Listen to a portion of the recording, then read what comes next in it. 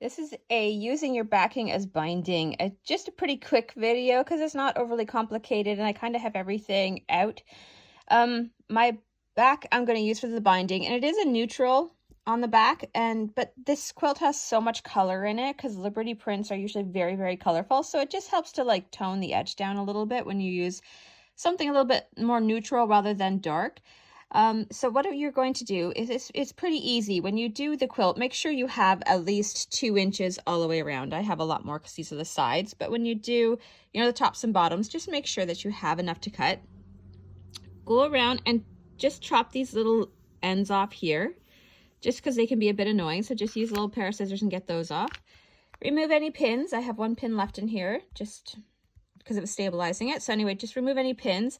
And then basically go in. You don't have to use a long ruler or anything, but chop off, depending upon how big of a fold you want. This fold here is, let me see, it's about a 3/4 inch fold, and that is a 1.5 inch cut. So basically I'm going to cut 1.5 inches off the sides, and then you just literally fold to the edge and fold over.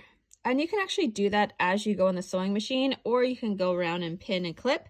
I clipped just so you could see. You can easily miter the corners as well, which is really nice. So I will do that. Usually I miter the corners to begin with, just so it's all set up and ready to go. And then you can adjust them as you go if you need to adjust them. And for stitching, you can either hand stitch this. You can do a straight stitch right on the edge. What I like to do is actually a blanket stitch, kind of like the same way I have the blanket stitch on the applique.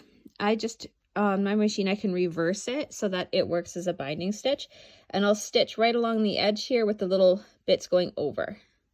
And it gives a really nice finish. And on the back, you don't have to worry about catching anything and making it look really, really super straight because, well, there's nothing there to catch. And you really, even if you're not totally straight, it's not really going to show. So that's really kind of nice.